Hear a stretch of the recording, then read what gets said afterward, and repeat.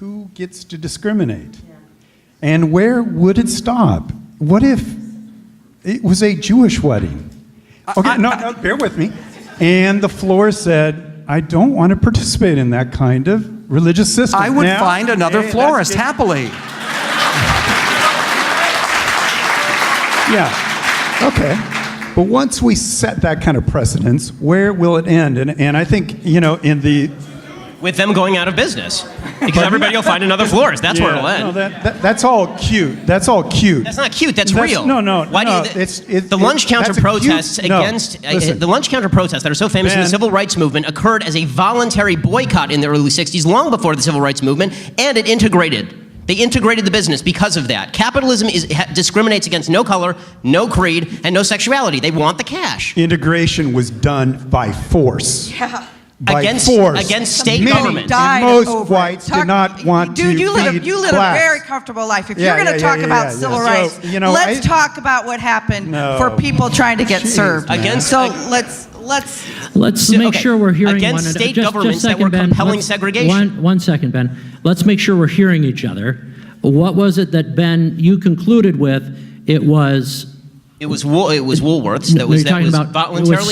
It was state governments. What I was saying there is that state governments were the source of segregation in the first place. People who think that Jim Crow was a voluntary system in which people just decided that they wanted to segregate their businesses are incorrect. There were Jim Crow laws on the books. The law in the state of Alabama is that you needed a 7-foot-high wall in your restaurant. Okay, this idea that the government always has clean hands and that it's individuals who are the problem, and that capitalism, in the absence of government compulsion, is not the solution to discrimination, must have missed the last 50-odd years of history in this country. Let's have the Reverend. You had something. I think Ben, the enormous inequality in our economic system is in part because of your divine term, freedom, and to think that. Okay, hey, bear with me. To think that freedom is always the answer. It's always the answer, isn't it? Hold up. I would like to... history, folks. Why do you believe that government compulsion is always the answer? Read history. You turn... Okay, Ben, this is great. I should use your trick. Because government is always the problem.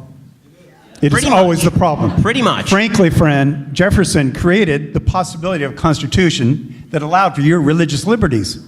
That is not the problem. My religious liberties, and the founders believe this, were secured by the government was created on behalf of for God. the sake of your freedom. It was created for the sake of my freedom, but it doesn't get to curtail my freedom. And the government guarantees it, and if we don't have policemen, firemen, it would be chaos. Of course that's true, but the minute that the government infringes on my freedom, it becomes irrelevant and it becomes unconstitutional, and this is...